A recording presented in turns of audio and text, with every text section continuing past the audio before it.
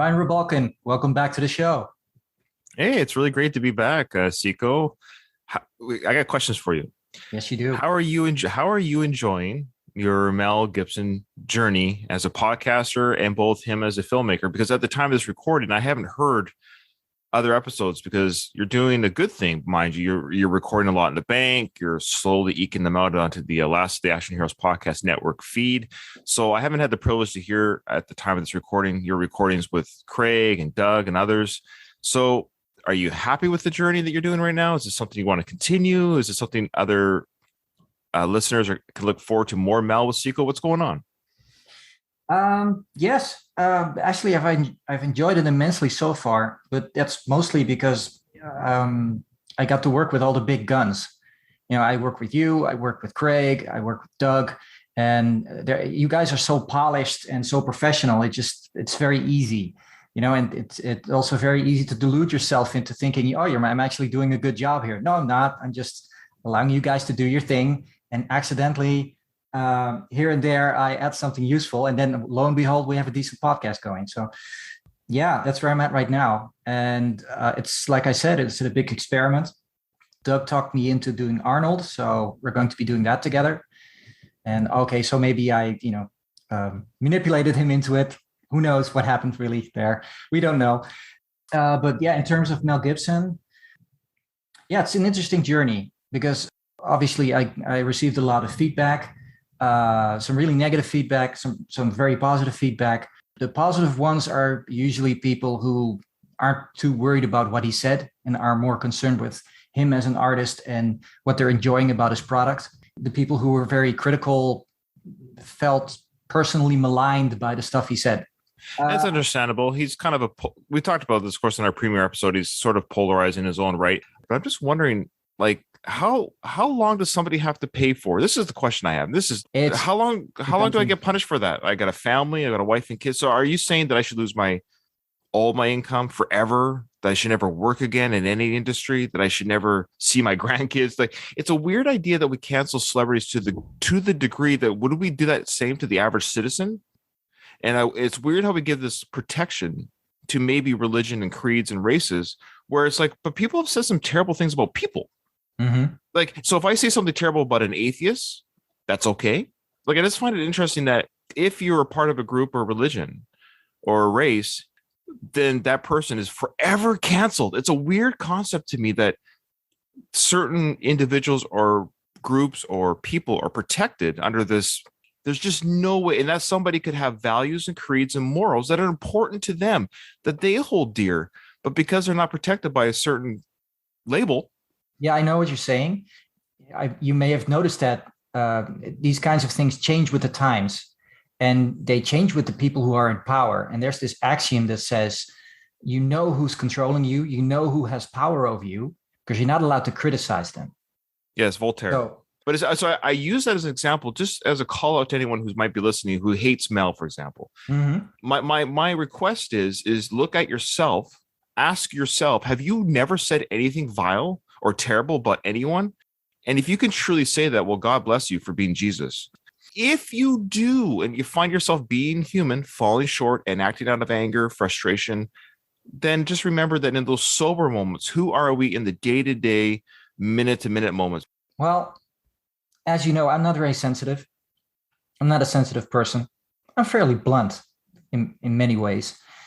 I'm not very nuanced. I have strong opinions about stuff. As a result, I have a hard time empathizing with people who get their feathers ruffled by stuff someone else says, as if that matters. I don't think it does. It shouldn't matter. Not in the way, especially not by entertainers. If I would get upset, some entertainer has said, I would have heart problems, because all they're doing right now is virtue signaling and whining and complaining, driving you to vote a certain way and driving you to think a certain way, as if entertainment isn't interesting to them anymore. Having a platform to talk about their personal opinions and influencing you is. If I would get upset about all that stuff, I'd have heart problems. That being said, I do the Mel Show. I'm happy doing the Mel Show. It was my in this network. it's very important to me as a result. I enjoy Mel Gibson's work. I don't concern myself with the person Mel Gibson because I don't know him personally. There are some things about him that I don't enjoy. I'm not a religious person. You're agnostic. I am complete atheist. He is extremely religious. Yeah. Not just a little bit. He is absolutely devout. And that, one of the reasons we are on this diatribe, religion sings throughout this movie. Because I did a ton of research on this. In fact, I did more research on this particular podcast and this particular movie than all the other podcasts combined. I know you're stressing me out. You're telling me all the research you're doing. I'm like, dude, I'm just watching the film. Looked at all the source material for this movie. I've read the book by Hal Moore, the subject of the movie. This is sort of a biopic on him. Lieutenant General Hal Moore does not express deep religious concerns in his book. He expresses a lot of concern over his men, over tactics they used, over the causes and effects of the battle he was in. It's a very good book, which is called We Were Soldiers Once and Young. I can recommend it to anyone because it's very well written. He co-wrote it with Joe Galloway. He was the embedded journalist along for the ride. Right. So when I looked at the source material and didn't find much religion there, and I looked at the movie, people are praying left and right. There's this interesting quote at the start of the movie. "Oh Lord, about our enemy, ignore their heathen prayers and help us blow those little bastards straight to hell." That's not a Hal Moore quote. And there's a lot of stuff like that. Personal feelings and personal observations were interjected into what is basically a biopic and a battle representation. That is mostly because Randall Wallace, the writer of the screenplay and also the director, is extremely religious. That's probably something he bonds with Mel Gibson over. It's probably why they absolutely. They're into the Lord. And, well, more power to them. If you're religious and you find comfort in that, I have no problem with it. Right. I find it a little discomforting when it is presented in a form of entertainment in this way, especially when it has a lot less to do with the subject matter, which is a regiment dropped into a war and a battalion dropped into a tactical situation and violence ensues. Randall Wallace started out as a songwriter, and he wrote for TV. He couldn't get his songs published. Ultimately, he wrote Braveheart. That got picked up. He subsequently wrote The Man in the Iron Mask, which is turned into a movie with Leonardo DiCaprio and Pearl Harbor, another very successful movie, another battle biopic. So at some point, it's obvious that someone like that should get a shot at directing. Why not? It's interesting to see what he did with it. Well, he did direct The Man in the Iron Mask in '98, and then he did. And afterwards, he wrote Pearl Harbor. Yes, then he directed a again. Disney movie afterwards, which was about a racehorse thing, Secretariat, yeah, which I haven't seen, but I've heard it's pretty good. I think it's well received. I seem to recall that it was like, yeah, it's a heartwarming family film type thing. A Disney movie. Yeah, sure. Yeah. Really, the only good horse movie I've seen in the last decade or so was the Stephen King movie War Horse. That was excellent. And then he did his last movie that he's directed and written, and he hasn't done anything since as far as movies go, was Heaven is for Real. So this is definitely that was an indie movie. And the budget was $12 million. This was 2014, so very low budget, and it made $100 million at the box office. That's not bad. So it made 10 times its budget. And so, yeah, again, it's interesting that maybe he just retired, because I think what it is, though, Seiko, I think what his draw is, especially for a movie called Heaven is for Real, it's based on an actual 4-year-old out-of-body experience about heaven is really what it's based on, apparently a true story. Great. But I believe that the Christian audience is huge, and they come in droves. They came in droves for Passion of the Christ, directed by Mel Gibson. They come in droves for these Christian. Great. There's an audience for all these. That's fine. There's a community for every type of film. Christian audiences are certainly wide and big. And so and some of these same actors are in these films that have been in other, like Greg Kinnear was the star of this film, but he also stars in We Were Heroes. So it's just interesting. The same group of people do run in circles. Yes. And then sorry, I said heroes. My apologies. We Were Soldiers. Yeah, we're the last of the action heroes. That the word hero does tend to creep up sometimes. Soldiers are heroes, man. Let's be honest. So, anyways, So yeah, definitely, Mr. Wallace has a faith in Christianity. I don't particularly like him as a director. No, I don't like his style. And no. I highly suspect that Mel Gibson had a really big hand in not just the production, but also the direction of this movie. Because Yes, you and I are the exact Mel same Gibson's page. specialty. They've worked together before. So there was probably a lot that Mel could just leave to him, that he could just trust that his vision would be carried. The way we talked about on the other podcast where we talked about George Miller and how he was an auteur director, I don't feel that about Randall Wallace at all. So I'm not surprised at all that this movie did not receive many awards or was acclaimed in any way. And that's a shame because the story is so powerful. It is competently shot. Right. Even though I have some problems with it. And it's not my favorite Mel movie. There are elements to this movie that I really enjoy and that I will probably enjoy talking about. Because this is such a biopic and because this is about Vietnam, it gets you thinking. It really gets you thinking about war, about Vietnam, something I only know about from other people because I was born pretty much after Vietnam. I was born in 1973 and the war in Vietnam ended officially in 1975.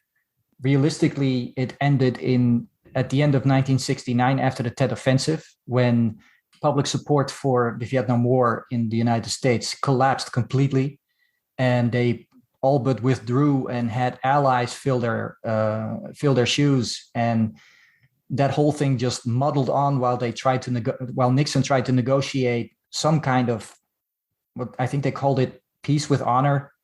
And that brings me really, like I said, to my first question. Ryan, you were in the Navy. Yeah. Tell us about the start of the Vietnam conflict. Tell us about the Gulf of Tonkin incident. What that was and why it happened. I can't believe you're asking me this question. I have no idea. You're a sailor. You're a Navy guy. Oh, yeah. So I know the world's history and all the wars. Well, you asked Doug every cop question you could possibly invent.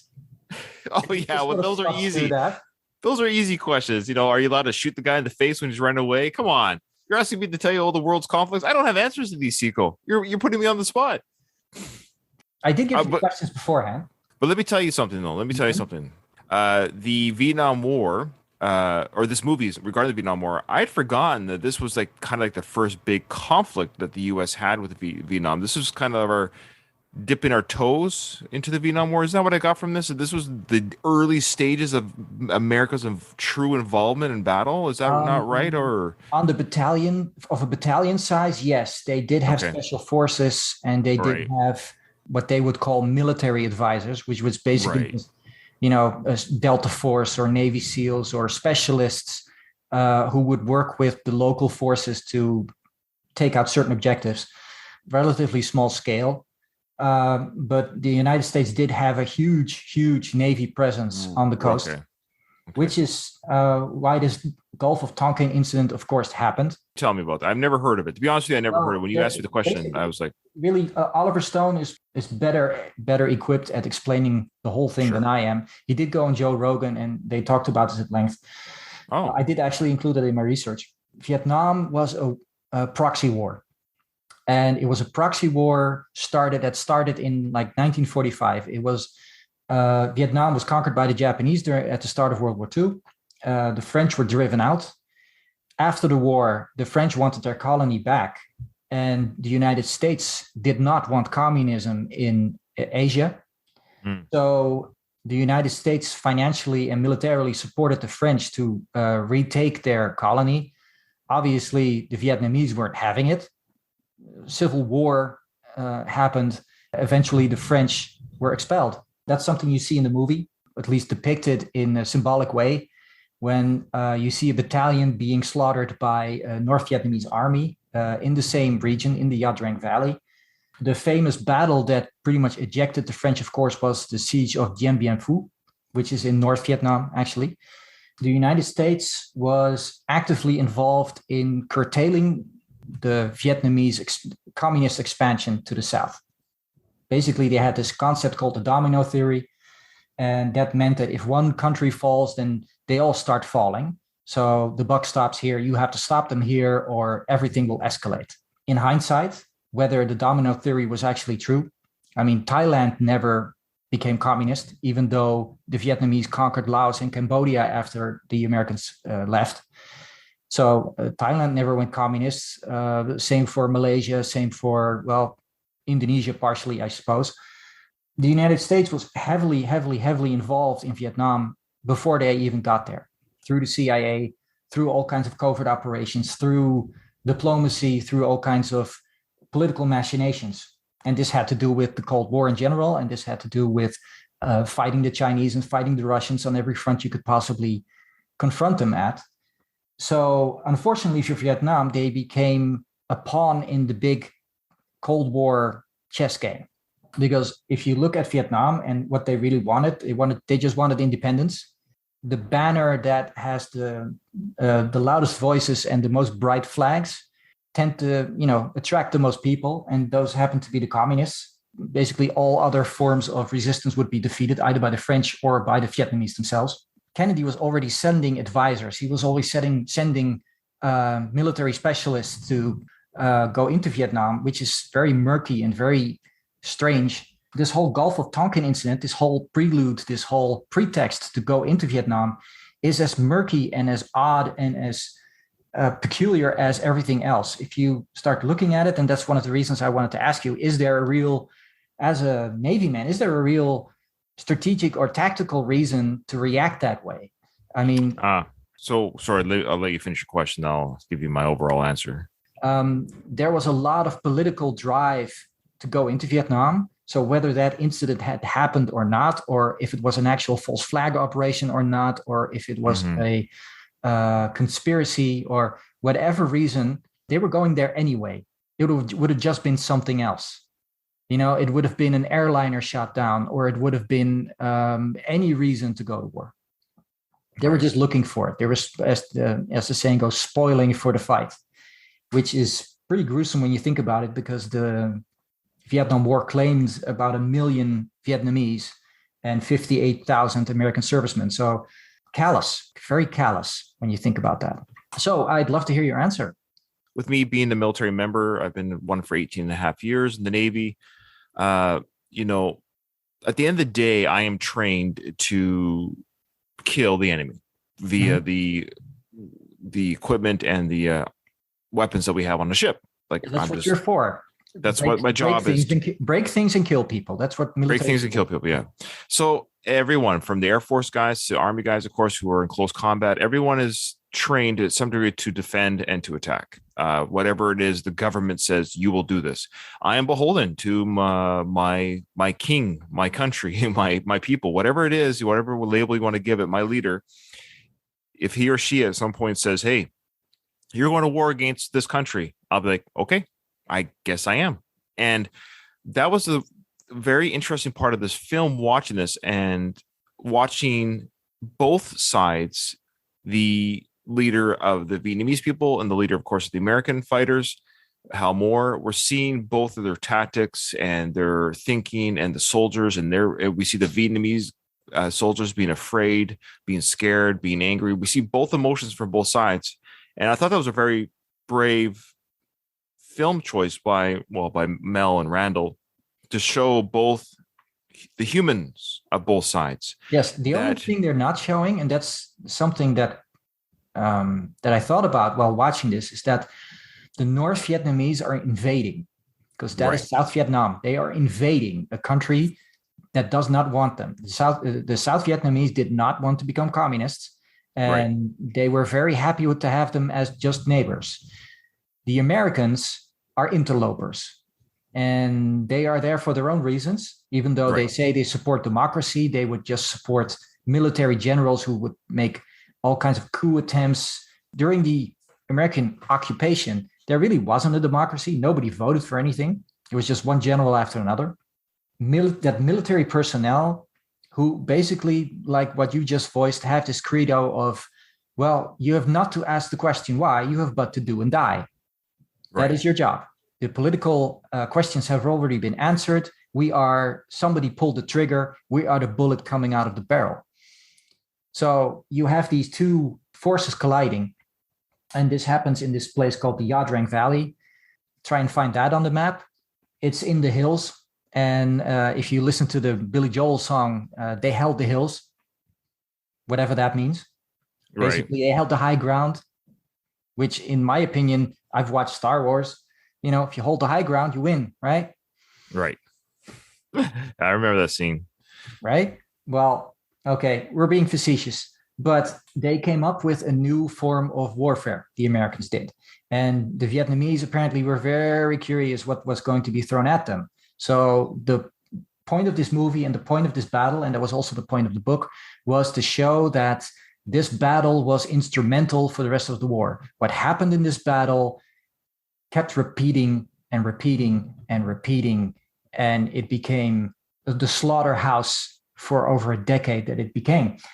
So it's a very interesting movie to watch from that perspective, because you film is very sentimental towards the families who lose loved ones. It's sentimental towards the soldiers who lose colleagues or who become wounded, and there's a lot of tear jerking. In my opinion, it masks a lot of the real questions that this movie should be asking. Why were they there? All the soldiers during that time asked themselves that. Why the hell are we here? What are we doing here? Right. Well, that's what I'm trying to get at earlier was. And nobody in this movie asked that because they're chomping at the bit to go to war. It's their job. Right. It's what they want to do. It's what they're paid to do. Let's go do it. So you have these two forces who are ready to collide, who are ready to go to war. So you have a very level playing field. There's no morality here. They basically have an unspoken agreement. We're going into this battle because we're going to kill each other by any means necessary, by every way we know how. And let's just see what happens. This is a knockdown, drag out fight. And that's what we're really watching when you get past the tears and when you get past all the sentimentality, because there's a lot of crying and there's a lot of sadness, and those poor women have to bring telegrams around to the wives who they just had a tea party with, and it's so sad and yada yada. How did this influence you? The film itself didn't make me cry.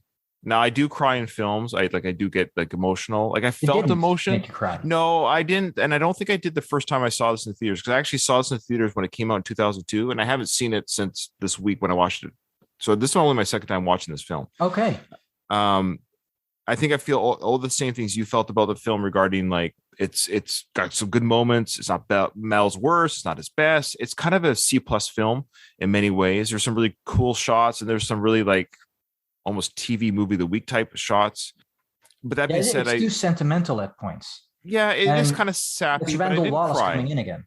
It did feel there were some moments, I can't exactly remember where, but I remember thinking, that I feel like a Braveheart cue coming in. It felt Braveheartish, but during the writer Randall Wallace is a songwriter. He writes from a point of emotion. He writes to sentiment. He writes to evoke emotion in you. Ultimately, he made some songs with Richard Marx. Now, if you've heard Richard Marx's stuff, that's about as sentimental, adult-oriented rock you could possibly write. The problem. Did you cry? Did you cry? The first time I saw it, I was moved. Definitely. But did you cry? Tears? Yeah, I think so. Okay. I can't remember 20 years ago, to be honest with you. Maybe I did, because I would have been. It's funny. This movie's already 20 years old, if you can believe it. It is. It's very young when you think about it. But not a lot of these movies come around anymore. They try to do something, or try at least to show what the ultimate legacy of this battle is.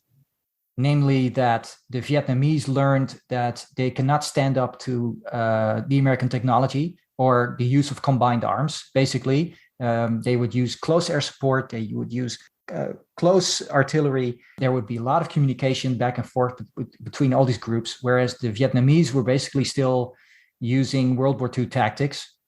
They would come out of holes that had been pre-dug, and they would have some artillery, but most of it would be handheld and mortar. So what they would do, and what they learned in this battle, is that if they go in with big frontal charges, they're just going to get annihilated, which is what happened. But they were effective if they could ambush. And that's something that I'm actually, after reading the book, that I'm angry with the movie about is that there is a second battle. The battle lasts for 4 days. We only see 3 of them. We see 3 because we're only supposed to see the so-called American victory. After Hal Moore was relieved, after the first 3 days, his battalion was flown out. The second battalion of Colonel McDade was brought in to map up to what they call police the battlefield, basically find the dead, find all the weapons, kind of figure out what happened, how many of the enemy did they kill, which of the enemy did they kill, what regiments were involved. That's all the kind of stuff you do after a battle. So the second battalion was also marched out of that area. They were not airlifted because they were supposed to march to a safer LZ. They call them landing zones. Yeah. And that was landing zone Albany. And that turned into a complete debacle. There were remnants of the regiment they had faced, which was the 66th, who had been held in reserve because the Vietnamese were not done. For them, the battle was done if they figured out how to fight them, So what they did was they ambushed that second battalion. Those men were completely overrun. They were not in an excellent tactical situation that Hal Moore was.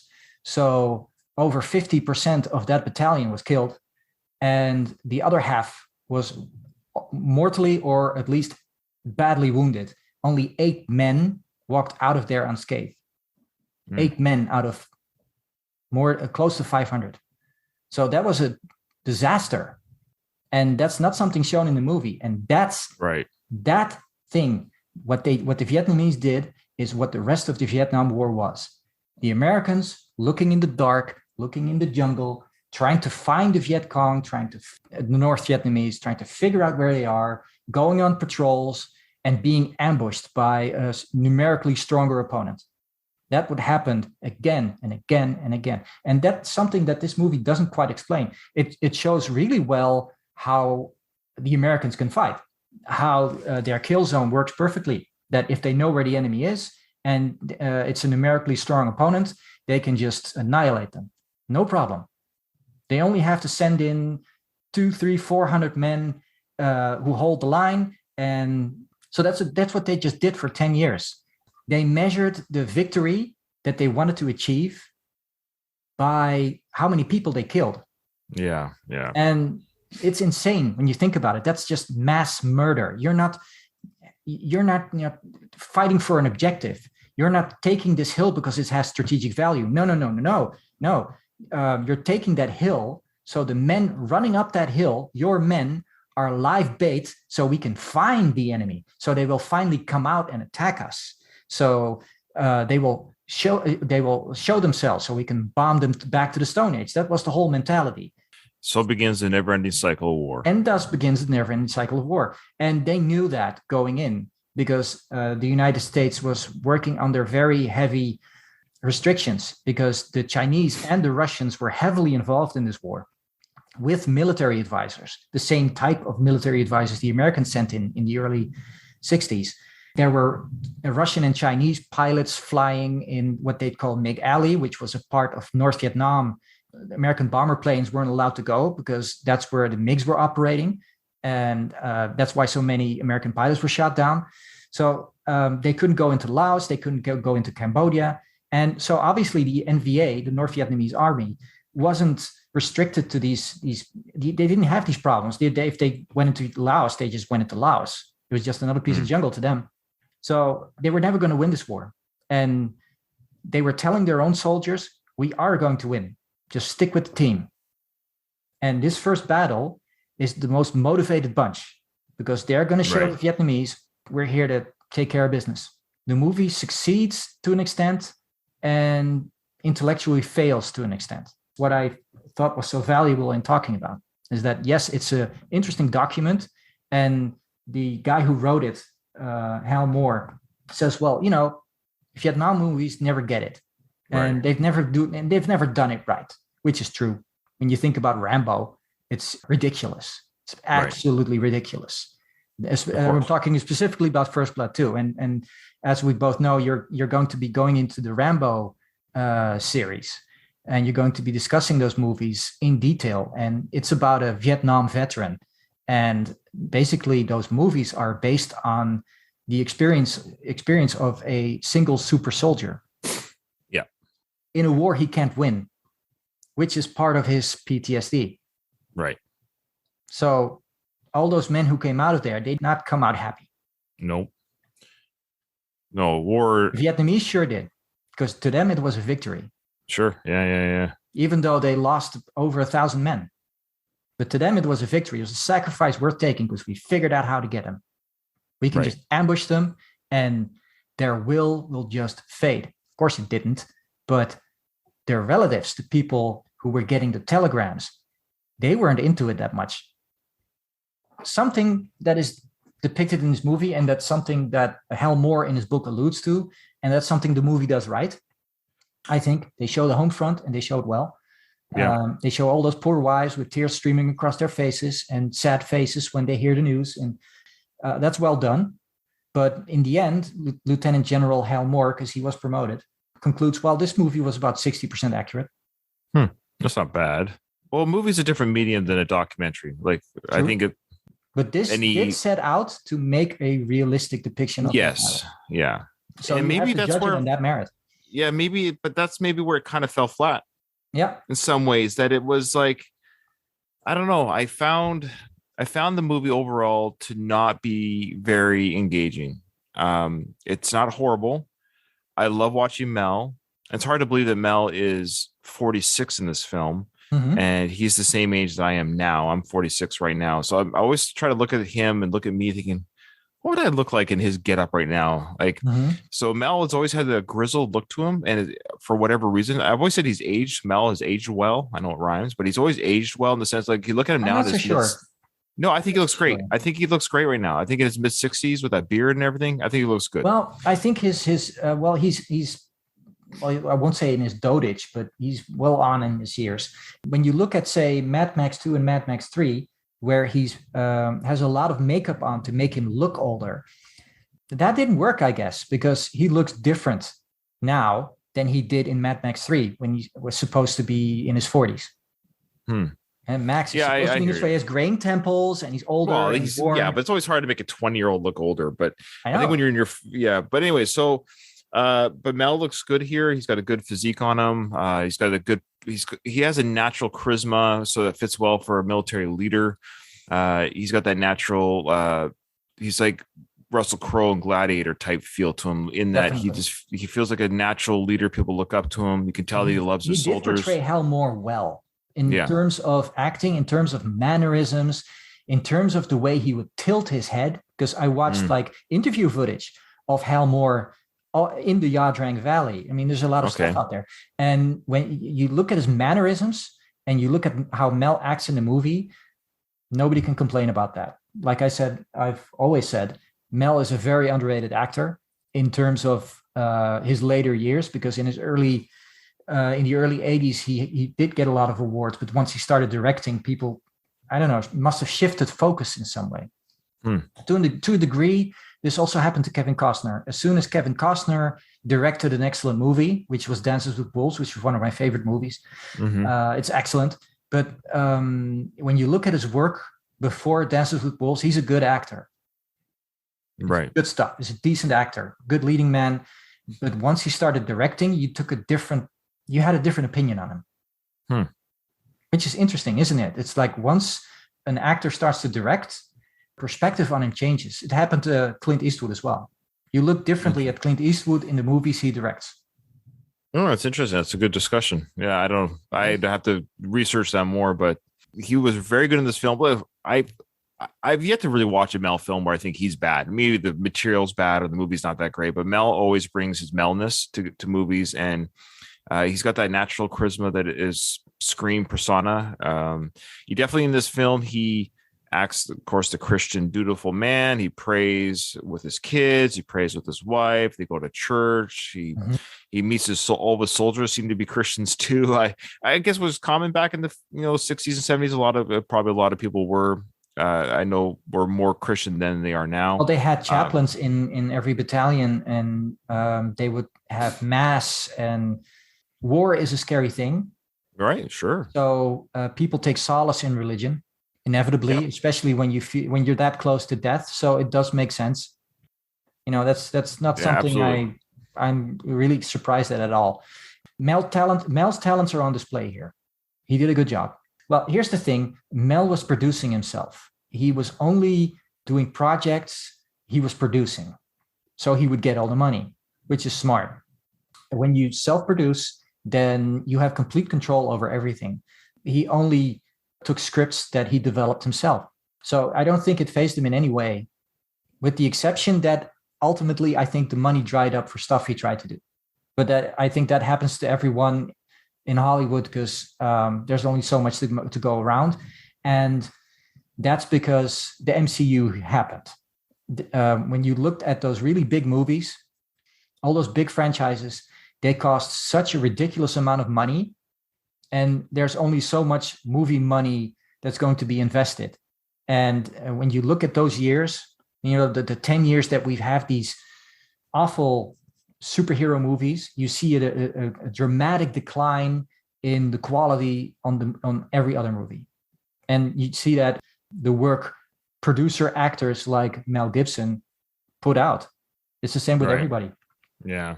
Right. Movies are changing for sure, but I think they're coming Well, it's back a a little bit. I children's think market now. That's what they think. It's basically, right. I'm of the opinion when it comes to entertainment and when it comes to art, you make a artistic commercial product, and that's shifted. The artistry is gone, has been replaced by politics to a degree because they want to teach us something with their movies. They're giving us a superhero movie and they're telling us, well, you should really think about this superhero as having a different color and having a different sexual preference. Because when you're 9 years old, that's very important to think about. And that's that's the age we're living in. And so people No, like even Mel though Gibson, nobody wants to talk about it, we all know what's going on. we know what's going on. And people like Mel Gibson, who have a very different view on things, Sure. they can produce whatever movie they want, but they're not going to get that much money for it because that's not the way the gravy train rolls. He's taking a lot of acting gigs right now. Yeah, he's And like really his career is. I maybe Hollywood has forgiven him because he's got a lot of films coming out. And in fact, 2 trailers of his dropped this week. Just 2 different movies this week alone have dropped on Mel Gibson. if you look at the movies he's making, I won't say they're like Backtrace, but they're not the stuff he would do in the late 90s or I don't think they look that bad. The ones with Mark Wahlberg. It looks like, but I mean, what I mean, it looks another like the kindred spirit when quality. you think about Yeah, it. yeah, stop it.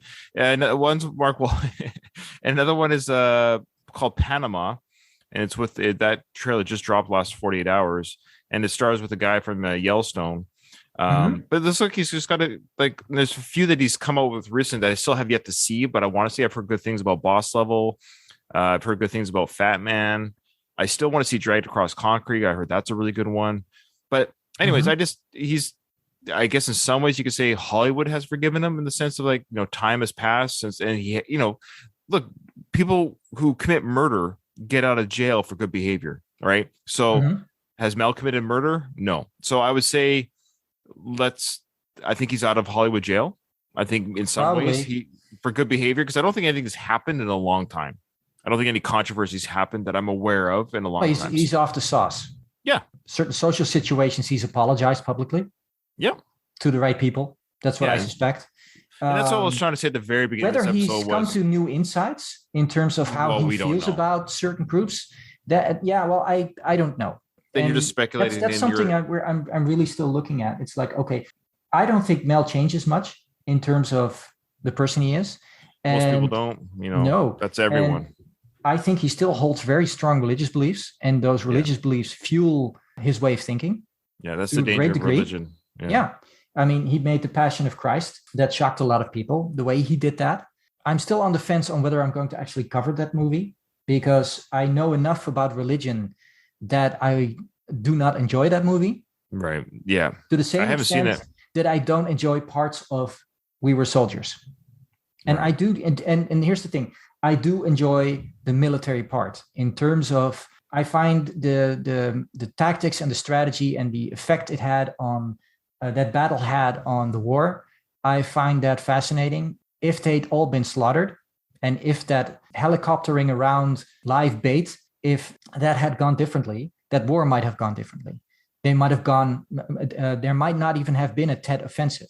And the Tet Offensive, best depicted in Full Metal Jacket by Stanley Kubrick, is a large Vietnamese insurrection throughout Vietnam during the national holiday of Tet. They rose up everywhere and tried to overwhelm all military objectives and failed miserably. I mean, it is depicted as some kind of American disaster, but it really wasn't. It was the Vietnamese who bled. It was the Vietnamese who were in deep trouble, and it was the Vietnamese cities who suffered because they were bombed and blasted into oblivion. Because of the sense of camaraderie that the military men have, I come from a military background. I come out of a military family, so I understand it very well. I understand why people go to war. I understand the compulsion to go into the army. I had it when I was a kid. I wanted to go into the army very badly. I wanted to experience war. I experienced it. I'm a veteran of the Yugoslavian conflict. I was there with a nice blue helmet on that the Serbs and the Croats and the Muslims there enjoyed taking pot shots at. As a result, you're always more or less fascinated with this whole process of killing people and breaking things, and why you feel this compulsion and what the effects of it are and why is it so necessary. So again, Hollywood always tells us in their war movies, war is hell and war should not be fought. I think the history of mankind proves that is not the case. We go to war out of necessity, sometimes because we have no other choice, because we are being attacked, or sometimes because we are manipulated into it. The war I was deployed to, I was manipulated into. I did not want to go there. Like you, I had not to ask the reason why. I had to but do and die. I think as people in the military, you want to contribute to peace. You want to contribute to mankind in a way that brings prosperity, in a way that brings civilization. I was thrown in the midst of a civil war, and there were no good guys in that civil war. Everybody was at each other's throats, and everybody was extremely desperate. When you're in that kind of cocktail, bad things happen. All right. Sorry, I was you know so much, Chico. You're just a smart guy. I feel stupid right now. I don't know why I feel dumb. I feel like my world history is being exposed here. I don't know anything about world history. I'm not so sure. Yeah, I think so. I feel like. Let me ask you this. Sure. Have you been to Vietnam? You've been everywhere. Have you been to Vietnam? No, actually, no, I haven't been to that country, no. Well, that's a shame. I have. I've been to Vietnam. Yeah. It's I was in my college years. I backpacked a lot. One of the fun things to do is just backpack Asia because it's because of the monetary difference. It's affordable when you're in college. I would just go from place to place and go from hostel to hostel and just enjoy the country and meet people and learn about the culture. So I did like this very extended trip through Asia, starting in Singapore and then going to Indonesia. I can tell this as an anecdote if you want. I was bitten by a snake in Bali, which is a little silly when you know Bali well, because Bali is fairly urbanized and there aren't really that many snakes there, especially not many dangerous ones. So I still suspect that this was someone's pet who bit me. This was a bright green one with like yellow dots on its back, and I've since found it, and it's not a very healthy snake to be bitten by. It was small, had been someone's pet or had escaped from somewhere that it didn't bite me with its full venom charge. So the bite was still fairly serious. I was taken to the hospital. I was out like a light. I was delirious for 3 days, and I woke up in a recovery hospital, a kampong, and they told me, yeah, you were bitten by a snake, but because it got stuck to your pants, we found the right antidote, so you should not really have any problems. What they did do was give me enough antibiotics and medicine so I could continue my trip. So once the wound more or less healed, I could go on. And so I went to Borneo, and then I went to the Philippines, and then I went to Hong Kong, I think, Laos, Cambodia, and then I planned to go to Vietnam. Now, in every country, I had a written doctor's permission explaining the drugs I was taking, why I was taking them, and what their purpose was. Because the venom I was bitten with basically numbs the muscle, and you can't move anymore, and the snake has time to devour you. Now, I got to Vietnam. I got to Hanoi, and I handed over my medication, and I handed over the piece of paper, and it was written in many languages on purpose for that specific reason. And the military guy who was checking my bags found my drugs, gave me a stern look. I gave him my piece of paper. He stared right through the page. He threw everything in an envelope and sent it off, and rescinded my visa immediately, and said, you are only allowed to travel in groups. You are not allowed to travel by yourself, and you have to check in everywhere. So you have this form, and this form at the end of your trip must have a stamp at every destination. Right. Great. So I went with a tour group, which sucks because I'm not the kind of guy who likes to go with groups and walk behind a little flag and have the town explain to me. I prefer to just learn the language as quickly as possible and chat with people and find out myself. Gee, smart guy. Told you, smart guy. Well, okay. I used to be a smart kid. Now I'm not so sure. But I hooked up with a couple of Australians, because whenever you travel anywhere, you're always going to run into Australians. They're the most fun bunch on the planet. I love Australians for that very reason. They like their walkabout. They like to go everywhere. So they're usually very savvy, and they're fun, and they're great to hang out with. So I was hanging out with the two Australian guys who were basically under the same regime. They had to get their little stamp at the police station as well. So this happened 4 or 5 times. We get to this little town, and we're only there for the day, and I have to get my stamp. So we're all waiting in line. And what happens in Asia, throughout Asia, but specifically Vietnam, is that if you're a foreigner, as the Thai call farang, if you're just a big white buffalo, you get back in line. Every Asian person gets to cut the line in front of you, because this is, by the way, just sheer racial discrimination. But that doesn't happen to white people, right? That only happens to people of color. So the Aussies started to get antsy because they wanted to do stuff. And they said, fuck this, mate. Fuck this. Let's just go into town and we'll explain it in the next place. So, okay, so we left. We get to the next place, which was Da Nang, a fairly large city. And we get to the police station. And we are immediately detained because we do not have the right stamp. This is a communist country. Don't fuck with these people. So I get, first I'm interrogated. They take all my clothes away. They take all my stuff away. They take my passport away. They put me in a holding cell, which wasn't a holding cell. It was a kind of hole in the ground. It was dark. Things were crawling in there. It smelled like shit. I think I was standing and sitting in shit, whatever. I was there for a prolonged amount of time. I did not know what was going to happen. I did not get any water. I did not get any food. I did not know what time it was. I had no idea if anyone knew I was even there. And then they came and got me. 4 guys with white helmets, with Asian markings on it. And they made me walk in the middle with chains between my ankles, naked.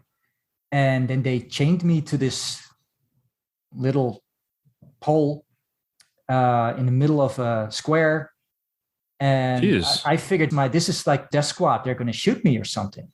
Oh, man. So I was just standing there naked, and this is it. And so this was, I was 25.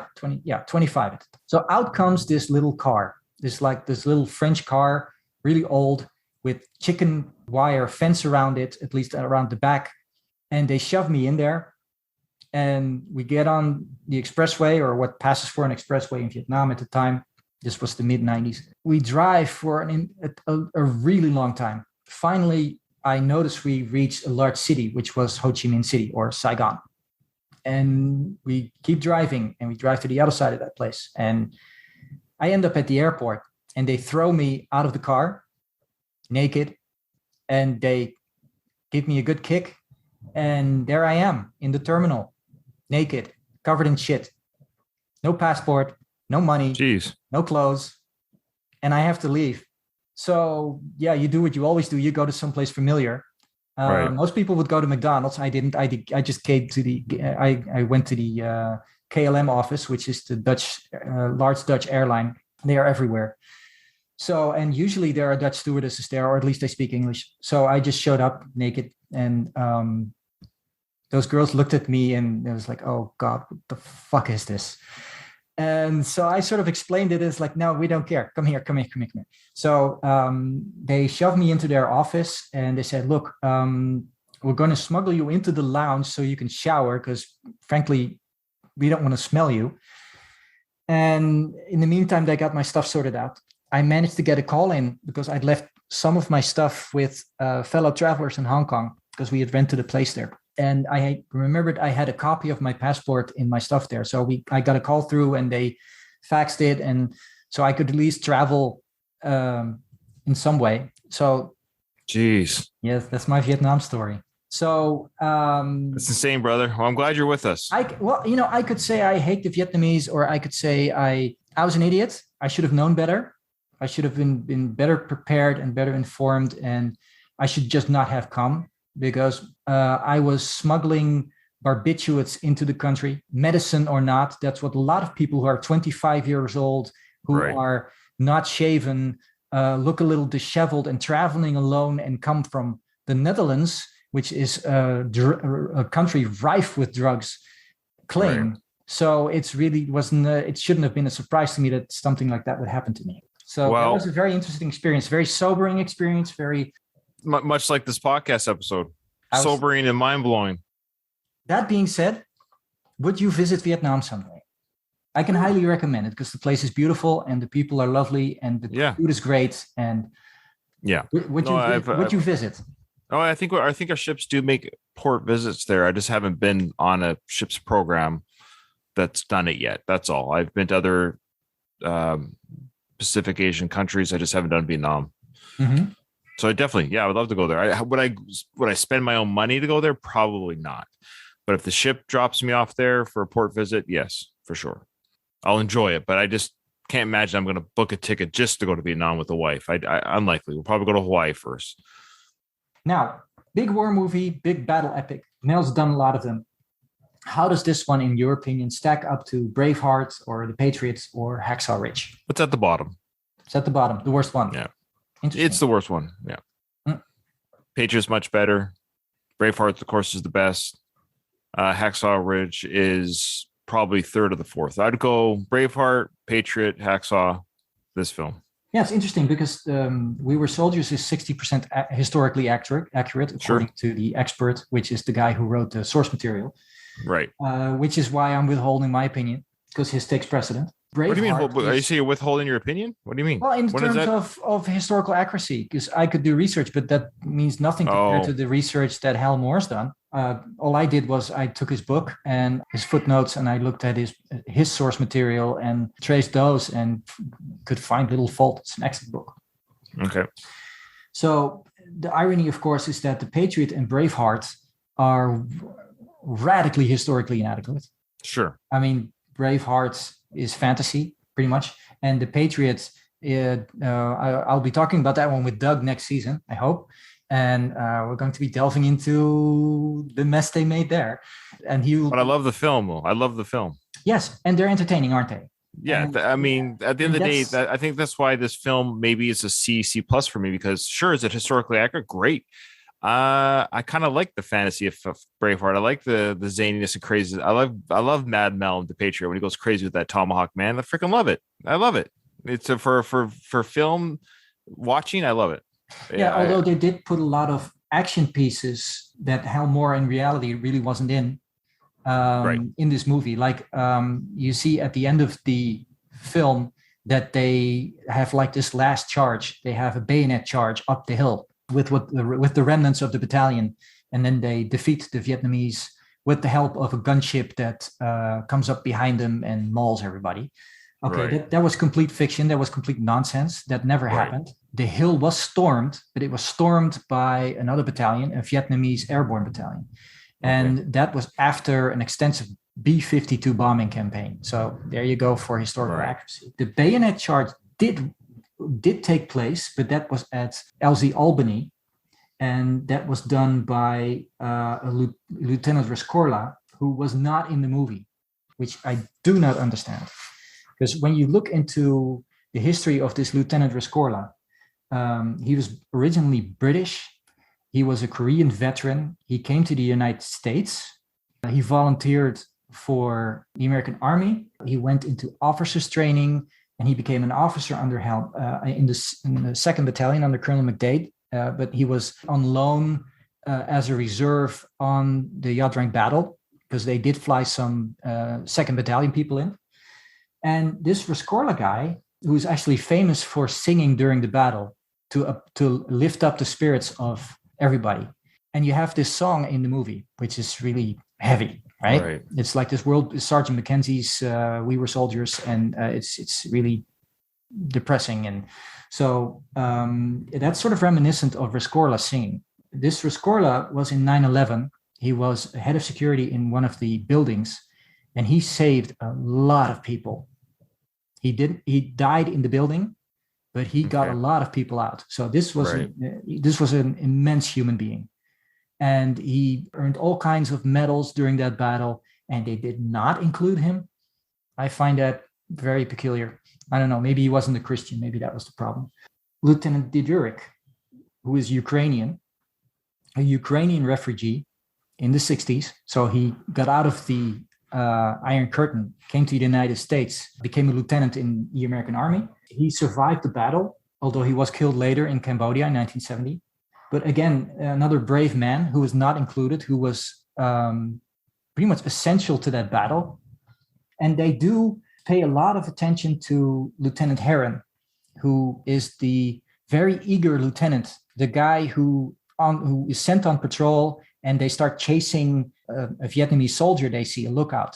And then they get cut off, and that entire platoon is cut to shreds, and they survive by the skin of their teeth, and they are rescued like 2 days later, which is a dramatic tactical error. And both in the movie and in the book, this is excused because, of course, Lieutenant Heron pays for this mistake with his life. So why would you berate someone like that? But, you know, he did get a lot of other people killed too. I found that interesting. That's one of the things this Lieutenant Heron, who's actually a big part of the movie, is included.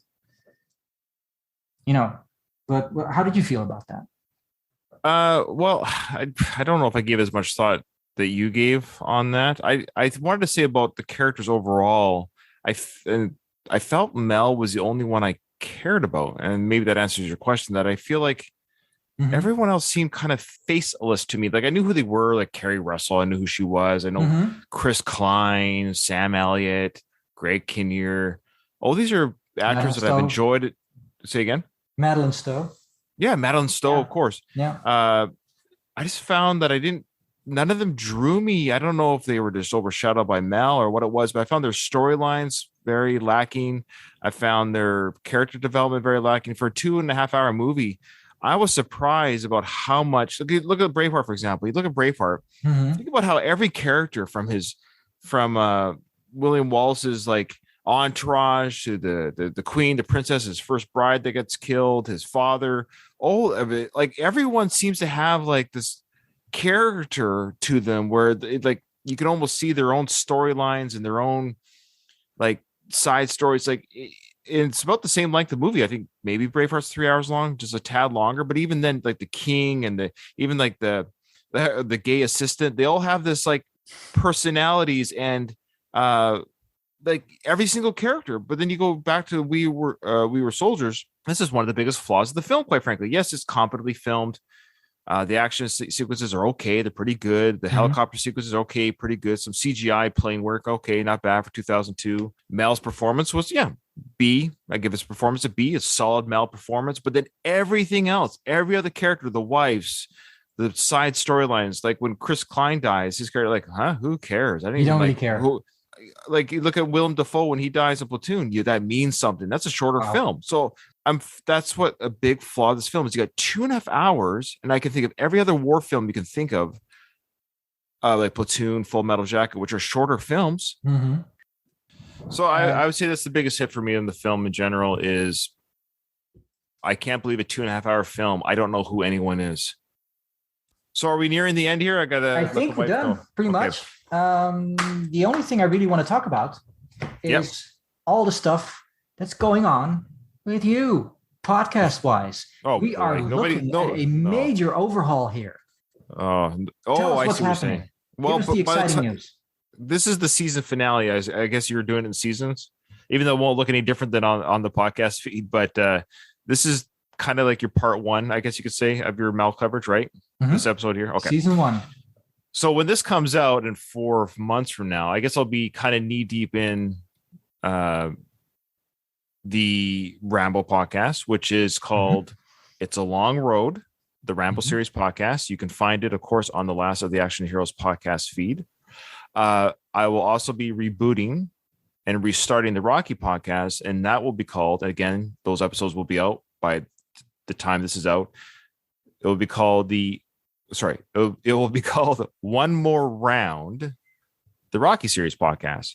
Of course, a play on words from, one more round from the Rocky series. But the idea is that Katie and Kyle, they both came in late as full-time co-hosts.